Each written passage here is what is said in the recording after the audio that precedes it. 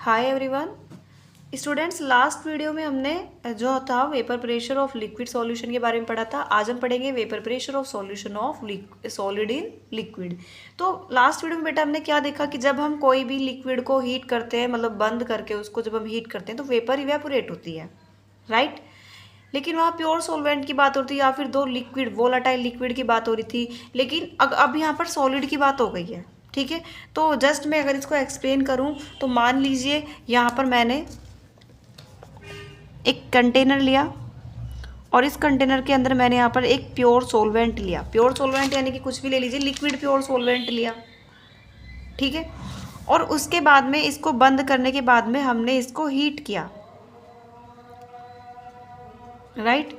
तो होगा क्या, वेपर इवेपोरेट होगी, यानी तो सीधी सी बात है कि जब वेपर इवेपोरेट होगी तो हमारी जो यानी कि सोलवेंट है ना, सोलवेंट वेपर बढ़ेगी, कहने का मतलब, क्योंकि वो प्योर सोलवेंट है तो प्योर सोलवेंट जो होगा वो वेपर को बढ़ाएगा। अब एक चीज़ देखो कि मैंने यहाँ पर सोलवेंट लिया और इस सोलवेंट के साथ में अब मैंने एक ले लिया सोल्यूट, यानी कि ये सॉल्यूशन बन गया, राइट। और इसको हमने क्या किया, हीट किया और इसको कर दिया बंद। अब आप देखो कि यहाँ पर जो थे, यहाँ पर ओनली सॉल्वेंट के पार्टिकल्स थे जो अच्छे से मूव कर रहे थे क्योंकि फ्रीडम पोजीशन में थे। लेकिन यहाँ पर अगर आप बात करोगे तो यहाँ पर इसके साथ में सोल्यूट भी आ गया। अब कुछ पार्टिकल्स जो होते हैं वो सोल्यूट के भी तो स्पेस घेरेंगे, यहाँ पर तो सारे सॉल्वेंट के थे लेकिन यहाँ पर सोल्यूट भी ऐड कर दिया तो कुछ स्पेस जो है वो सोल्यूट भी ऑक्यूपाई करेगा, कुछ सॉल्वेंट करेंगे। तो अब आप देखोगे और जो इवेपोरेशन होगी वो सोल्यूट और सोलवेंट दोनों की होगी, राइट। तो यहाँ पर जो होगा, जो हमारा सॉल्यूशन होगा उसमें जो हमारी इवेपोरेशन हो जाएगी वो कम होने लग जाएगी। इसका रीज़न सीधा सा क्या है कि इससे हमारा क्या होगा कि जो हमारे वाटर के मॉलिक्यूल्स थे वो जितनी स्पेस पहले ऑक्यूपाई कर रहे थे उतने अब नहीं कर रहे। तो होगा क्या, जो वाटर के जो है वो बहुत कम ही जा पाएंगे मॉलिक्यूल्स मतलब वेपर में। तो इससे हमारा क्या होगा, अब हमारी जो वेपर प्रेशर है, अब हमारी जो वेपर प्रेशर होगी वो क्या हो जाएगी, डिक्रीज हो जाएगी। इतनी बात आपको समझ में आई। देखो अब मान लो आपके पास अभी तक हमारे पास जो सॉल्वेंट था वो वोलाटाइल था तो जिससे वेपर कम हो रही थी। अब मान लो मैंने यहाँ पर वोलाटाइल ना लेके नॉन वोलाटाइल ले लिया। वोलाटाइल नॉन वोलाटाइल मैं आपको लास्ट वीडियो में बता चुकी हूँ, फिर से बता देती हूँ। वोलाटाइल जो होता है, वोलाटाइल सॉल्यूट जिसमें जो वेपर निकालता है, नॉन वोलाटाइल जो वेपर नहीं निकालता। अगर मान लो मैंने यहाँ पर नॉन वोलाटाइल सॉल्यूट ले लिया तो क्या होगा, तो भी हमारी जो वेपर होगी वो डिक्रीज होगी। तो कुल मिला के हम ये बोल सकते हैं, चाहे तो वोलाटाइल हो सॉल्यूट, चाहे हो नॉन वोलाटाइल, चाहे वोलाटाइल हो चाहे नॉन वोलाटाइल हो, जो हमारी वेपर प्रेशर है, हमारी जो वेपर प्रेशर है वो घटेगी ही। क्यों? ड्यू टू सोल्यूट पार्टिकल या ड्यू टू कंपोनेंट, चाहे वो नॉन वोलाटाइल हो चाहे वो वोलाटाइल हो। देखो बेटा, जैसे देखो यही ले रखा है कि मान लो इन्होंने कोई एग्जांपल ले लिया, सोडियम क्लोराइड, ग्लूकोज या फिर urea and cane sugar in water. मान लो अब इन्होंने वाटर में ले लिया, या फिर iodine and sulphur dissolve in carbon disulphide, ठीक है। ये कुछ एग्जांपल्स ले लिए।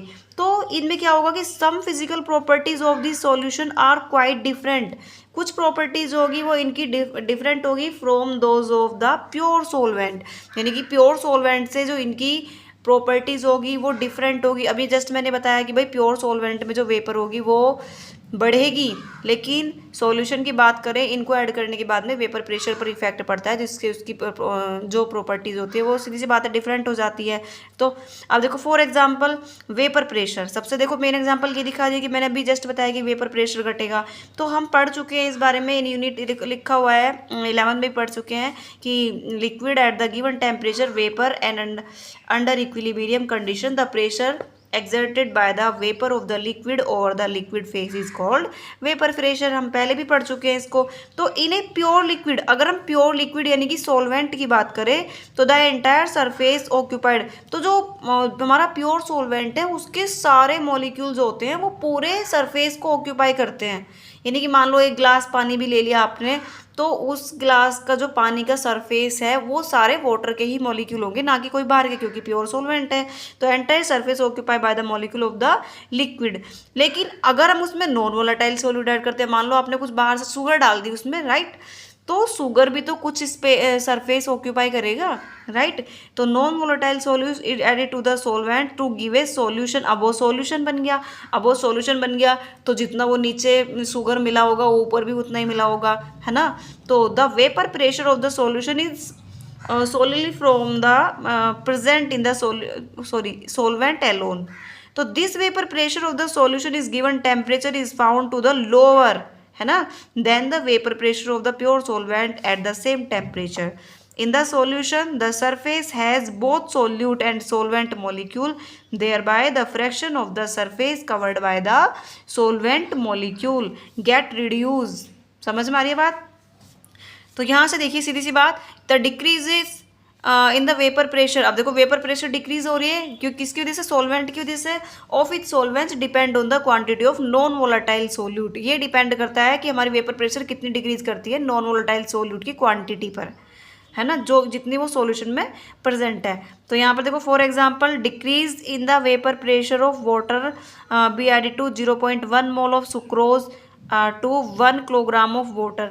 अगर आप 1 किलोग्राम वाटर में 0.1 मोल ऑफ सुक्रोज ऐड करोगे is nearly similar to that produce by adding 0.1 mole of urea to the same quantity of water to the same temperature. ठीक है ना, मतलब यही बात कही है कि भाई प्योर सोलवेंट में जब आप कोई भी सोल्यूट ऐड करोगे तो वेपर प्रेशर पर इफेक्ट पड़ेगा। क्या इफेक्ट पड़ेगा कि वेपर प्रेशर जो होगी वो डिक्रीज होगी।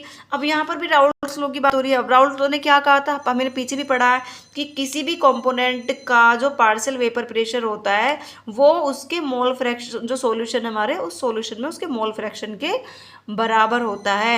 यानी कि मोल फ्रैक्शन बढ़ेगा, कंपोनेंट का पार्शियल वेपर प्रेशर बढ़ेगा, उसका मोल फ्रैक्शन भी बढ़ेगा ही बढ़ेगा। ठीक है, तो यही चीज़ें लिखी हुई हैं, यही चीज़ें सारे देखो यहाँ पर आगे बताई हुई है ये रही कि पार्शियल वेपर प्रेशर जो है उसके मोल फ्रैक्शन के बराबर होगा। यही चीज़ें पूरी हैं।